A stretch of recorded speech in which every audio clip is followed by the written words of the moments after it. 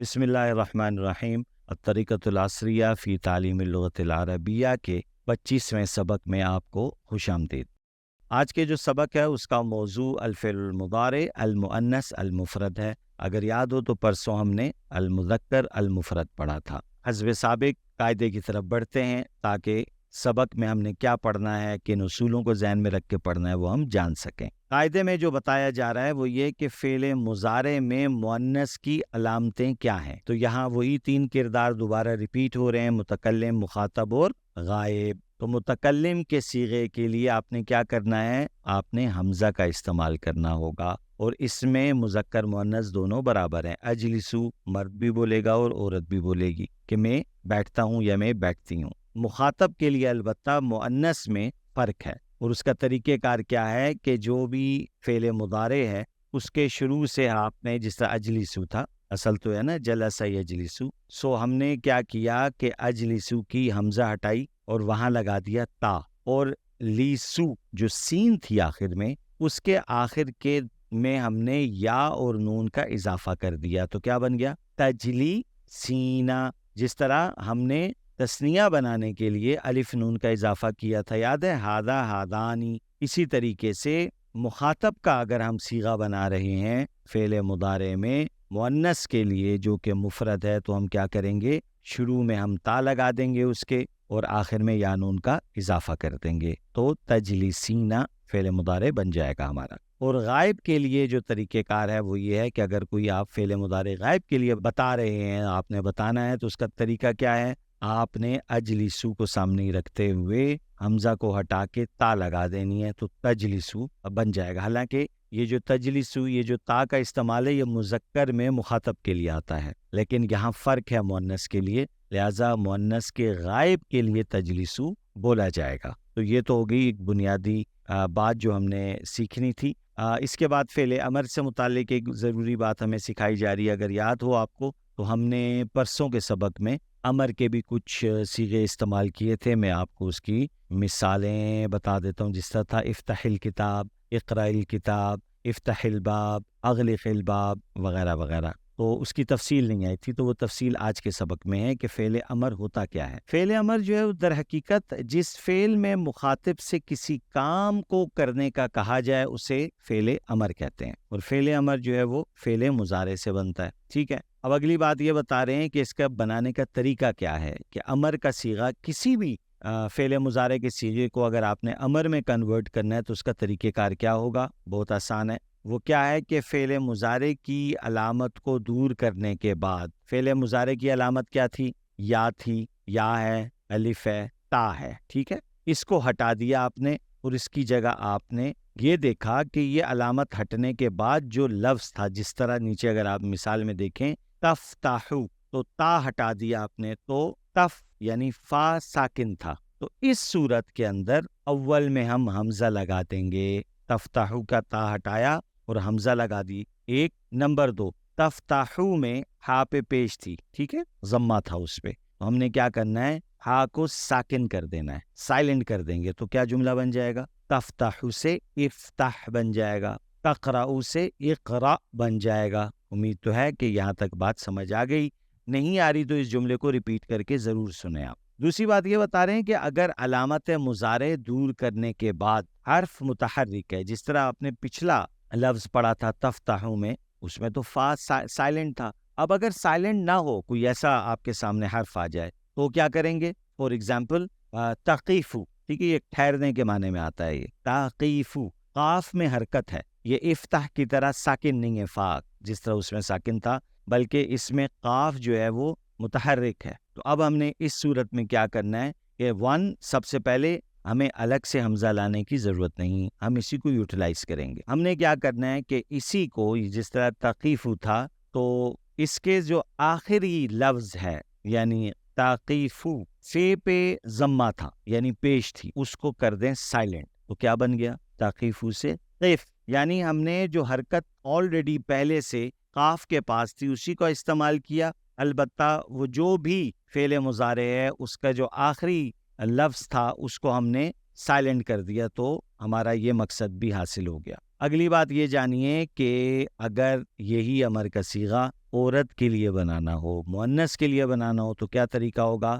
اس میں تھوڑی سی تبدیلی یہ ہوگی کہ پیچھے کا فارمولا تو وہی ہوگا کہ آپ نے اسی جیسا قف ہے، ہم پہلی مثال قف کی لیتے ہیں تو قف بن جائے گا قفی، یا کا اضافہ کر دیا۔ پہلی جو مرد کے لیے آپ نے بنایا تھا مذکر کے لیے اس میں قف تھا، سکون تھا، مؤنث کے لیے جیسی بنے گا اس میں یا کا اضافہ ہو جائے گا تو وہ قف سے بن جائے گا قفی۔ اسی طریقے سے افتح مذکر کے لیے تھا، تو اب یہی آپ نے امر مؤنث کے لیے بنانا ہے تو کیا ہوگا؟ آخر میں ہا کے بعد ہم یا کا اضافہ کر دیں گے تو کیا بن جائے گا؟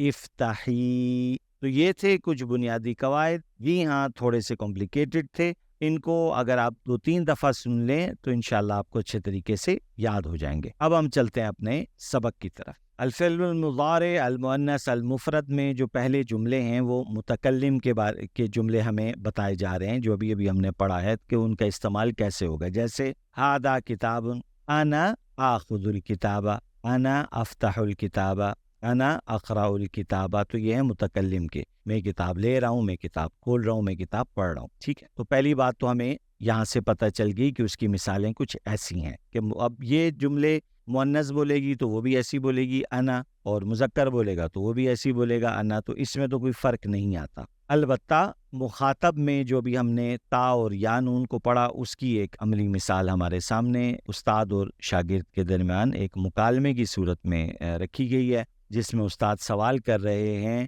کہ ماذا افعل، میں کیا کر رہا ہوں، تو جواب ان کا جو بھی شاگرد ہے وہ دے رہا ہے انتی تأخذین الکتاب، آپ کتاب لے رہے ہیں، کتاب پکڑ رہے ہیں۔ اب یہاں آ گیا تأخذین۔ اب یاد رہے کہ یہ استاذ مذکر نہیں ہے بلکہ مؤنث ہے، اس لیے اس کو استاذہ، استاذتن کہا جاتا ہے، استانی اردو میں اگر ہم لے لیں اس کو۔ اب پھر استانی پوچھتی ہیں ماذا افعل، تو جواب ہے انتی تفتحین الکتاب، آپ کتاب کھول رہی ہیں، ٹھیک ہے۔ اب یہ فرق کیا آ رہا ہے؟ انتا جو پچھلے سبق میں تھا وہ ریپلیس ہو گیا انتی کے ساتھ کیونکہ مؤنث ہے، اور تفتحو سے وہ کنورٹ ہو گیا تفتحینا، اور حینا میں کیا ہوا؟ تفتحو کے بعد اگر آپ غور کریں تو یا اور نون کا اضافہ ہو گیا ہے، لہٰذا یہ جو فعل مضارع ہے یہ مؤنث کے لیے بن گیا اور مخاطب کے لیے بن گیا۔ اسی طریقے سے آگے ہے انتی تقرئین الکتاب۔ اسی کی مزید کچھ جملے ہیں۔ اگر ہم غائب کی بات کرتے ہیں تو غائب کے بارے میں کیسے ہوگا؟ فاطمہ تو تأخذ الکتاب، فاطمہ جو ہے وہ کتاب لیتی ہے۔ ہیا تفتح الکتاب، اب یہ دیکھ لیں ہیا آ گیا، ضمیر آ گئی اس کے اندر، ٹھیک ہے، ہوا ہما ہم، ہیا ہما ہن، ہیا تفتح الکتاب۔ اب یہ دیکھیں یہاں تفتح ہے، تفتحینا نہیں ہے کیونکہ مخاطب کی بات نہیں ہو رہی، غائب کی بات ہو رہی ہے۔ سو تا شروع میں ہم نے لگا دی فعل مضارع میں اور وہ غائب کا صیغہ بن گیا، ٹھیک ہے۔ تفتحین الکتاب، ہیا تقرأ الکتاب، اور وہ جو ہے وہ کتاب پڑھتی ہے، پڑھ رہی ہے۔ تو اب ہم جو غائب کے جو ہم نے پڑھا تھا اس میں کیا تھا کہ صرف تا کا اضافہ کر دیں گے تو وہ فعل مضارع جو ہے وہ غائب کے لیے بن جائے گا، جیسے فاطمہ تو تأخذ الکتاب، ٹھیک ہے، فاطمہ کتاب پکڑتی ہے۔ ہیا تفتح الکتاب، وہ کتاب کھولتی ہے۔ اب آ گیا وہ، ہیا آ گیا نا وہ، اچھا جی، ہیا تقرأ الکتاب، اور وہ کتاب پڑھتی ہے۔ اسی کا اگر سوال بنا دیا جائے من تأخذ الکتاب، اب یہ غائب کے بارے میں سوال ہو رہا ہے، تأخذ غائب کا یہ صیغہ ہے۔ من تأخذ الکتاب، کتاب کون پکڑتا ہے؟ فاطمہ تو تأخذ الکتاب، فاطمہ کتاب پڑھتی ہے۔ من تفتح الکتاب، کتاب کون کھولتا ہے؟ من تقرأ الکتاب، کتاب کون پڑھتا ہے؟ تو یہ اب غائب ہی سے متعلق سوالات ہو رہے ہیں۔ ماذا افعل میں جو سوالات ہوئے تھے وہ متکلم سے متعلق تھے، اب من تأخذ الکتاب کی بات ہو رہی ہے، غائب کی بات ہو رہی ہے، ٹھیک ہے، کہ کون کتاب کو پکڑتا ہے، کون کتاب لے رہا ہے، اردو میں اگر ہم تعبیراً بولیں تو یہ ہم نے 6 صیغے جو ہیں وہ اس کے بھی سیکھ لیے۔ اسی طریقے سے اسی کو مزید آگے انہی جملوں کی پریکٹس ہمیں کروائی جا رہی ہے کہ سعیدۃ تفتح الباب، نعیمۃ تأخذ القلم، جمیلۃ تقرأ الرسالہ۔ سعیدہ دروازہ کھولتی ہے، نعیمہ قلم پکڑتی ہے، جمیلہ خط پڑھتی ہے۔ اب من کے ساتھ ہم مزید یہی سوالات کریں گے، لیکن اس میں ہم ہیا کا استعمال نہیں کر رہے بلکہ ہم باقاعدہ اس غائب کا نام لے رہے ہیں۔ جیسے من تفتح الباب، دروازہ کون کھولتی ہے؟ تو جواب ہے سعیدۃ تفتح الباب۔ من تأخذ القلم، قلم کون پکڑتی ہے؟ تو جواب ہے نعیمہ جو ہے وہ قلم پکڑتی ہے۔ من تقرأ الرسالہ، خط کون پڑھتی ہے؟ تو جواب ہے فاطمہ خط پڑھتی ہے، فاطمہ تو تقرأ الرسالہ۔ اب ہم نے امر کا صیغہ بھی پڑھا تھا، تو اب آپ وہ دیکھیے کہ اس کی ادائیگی کس طریقے سے کی جا رہی ہے۔ خذی الکتاب یا فاطمہ، اس کو پڑھیں گے خذی الکتاب، خذی الکتاب یا فاطمہ، لیکن لکھنے میں یہ خذی الکتاب ہوگا، یہ ذہن میں رکھیے گا۔ یہ فاطمہ کتاب پکڑو۔ اب یہ اگر مذکر کے لیے جملہ آئے گا تو وہ خذی نہیں آئے گا، بلکہ وہ آئے گا خذ۔ پھر اگر آپ ایک اور چیز پہ غور کریں تو تاخذو ابھی آپ نے پڑھا تھا، ٹھیک ہے؟ اب ہم نے اس کا امر بنانا ہے، تو خا کے اوپر ویسی حرکت تھی، ضمہ تھا، لہٰذا ہم الگ سے حمزہ کو نہیں لے کے آئے، بلکہ ہم نے اسی کی طاقت کا استعمال کیا، اور البتہ آخر میں جو اس نے تاخذو تھا تو زال کے بعد ہم نے یا کا اضافہ کر دیا، تو بن گیا خذی، خذی الکتاب یا فاطمہ، اے فاطمہ کتاب پکڑو۔ اب وہ جواب میں جب جواب دے رہی ہے، ویسے تو مخاطب ہے، وہ سنا ہے اس نے، لیکن جب وہ اپنا جواب دے رہی ہے تو وہ متکلم بن گئی، لہٰذا اب وہ بولے گی آخذ الکتاب، میں کتاب پکڑتی ہوں۔ اب یہ آخذو مفرد مذکر بھی یہی کہے گا آخذ الکتاب، اور مؤنث بھی یہی کہے گی آخذ الکتاب۔ کیوں؟ کیونکہ ابھی ہم نے پڑھا اس میں کوئی فرق نہیں ہے، فرق آئے گا مخاطب میں اور غائب میں۔ افتحی الکتاب، افتحی الکتاب، ٹھیک ہے؟ تو کتاب کھولو، تو جواب دے گی افتح الکتاب، میں کتاب کھولتی ہوں۔ اسی طریقے سے آئے گا اقرئی الکتاب، تو آئے گی اقرأ الکتاب، میں کتاب پڑھتی ہوں۔ افتحی الباب یا سعیدہ، ٹھیک ہے؟ تو ویسے عام طور پہ جب ہم گفتگو کر رہے ہوتے ہیں، بس یہ چیز ذہن میں ہو، یہ تھوڑا سا جو زیر ہے اس پہ تھوڑا سا زور دینا ہے۔ عام طور پہ جو بول چال ہے اس میں بہت زیادہ اتنا زور بھی نہیں دیا جا رہا ہوتا کہ پورا افتحی اور پھر اس کے بعد بولا جائے، لیکن یہ اصول ہمیں معلوم ہونا چاہیے کہ افتح اور افتحی میں کیا فرق ہے۔ وہ کہہ رہی ہے افتح الباب، میں دروازہ کھولتی ہوں۔ امیدہ تو تفتح الشباک، امیدہ جو ہے وہ کھڑکی کھولتی ہے۔ وتغلق الباب، اور دروازہ بند کرتی ہے۔ اب دیکھیں حمیدہ ریپیٹ نہیں ہوئی، وتغلق، اب یہ ایک نئی چیز ہے جو ہم آنے والے وقت میں پڑھیں گے کہ تغلق کے اندر وہ ایک مؤنث مفرد غائب کا معنی پایا جاتا ہے۔ وتغلق الباب، اور دروازہ بند کرتی ہے، اور وتقرأ الکتاب، اور کتاب پڑھتی ہے۔ تو یہ تھا آج کا سبق، جس کے اندر ہم نے بنیادی امر کے، متکلم، مخاطب اور غائب کے مختلف ہم نے جملے صیغے استعمال کر کے دیکھے، جملے بنائے۔ اب ہم چلتے ہیں اپنی تمرین کی طرف۔ تمرین میں 2 ہدف ملے ہیں، ایک ہے عربی میں ترجمہ کریں اور ایک ہے اردو میں ترجمہ کریں۔ اب یہ جو عربی میں ترجمے والی چیز ہے اس کو ہم دیکھ لیتے ہیں۔ میں جاتی ہوں تو اپنی بات ہو رہی ہے، متکلم ہے تو فکس ہے بھائی انا آئے گا ہر حالت میں، اور جاتی ہوں میں اذهب ہی آئے گا، تذهب تو نہیں آ سکتا کیونکہ ابھی تو ہم نے پڑھا ہے، تو سمپل ہو گیا۔ اس کے بعد ہے انا اقول، اب آپ اردو دیکھتے جائیں، میں آپ کو عربی بتاتا جاتا ہوں۔ انا افتح الکراسۃ، افتح، اس پہ دھیان دیجیے گا۔ اب بات اس سے جو اگلا جملہ ہے، تم کتاب پڑھتی ہو تو مؤنث کی بات ہے، لہٰذا اور تم بھی آ گیا، ہمیں پتہ ہو جانا چاہیے کہ انتی آئے گا۔ مخاطب ہے تو مخاطب کا ابھی ہم نے کیا اصول پڑھا کہ تا شروع میں لگ جائے گی اور آخر میں یا نون کا اضافہ ہوگا، تو کیا بن گیا؟ انتی تقرئین الکتاب۔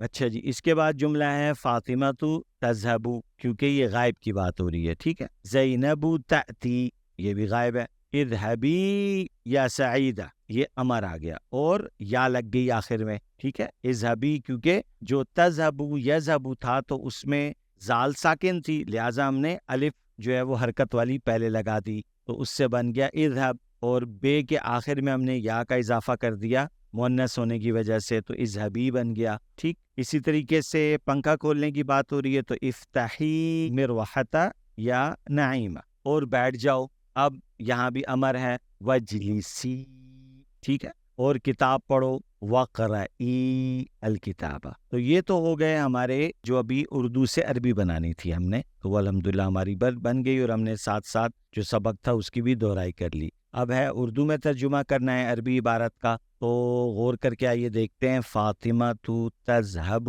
الی المدرسۃ، دیکھیں الا جو پہلے پڑھا تھا آپ نے، زینب تأتی الی البیت، انا اقرأ الکتاب، انت تقرئین الخطاب۔ اب اس کے اندر یہ تمام وہی فعل مضارع ہیں جو کہ ابھی ہم نے اصولوں میں بھی پڑھے اور پیچھے بھی پڑھے تھے۔ تو فاطمہ مدرسے جاتی ہے، تذهب الی المدرسہ۔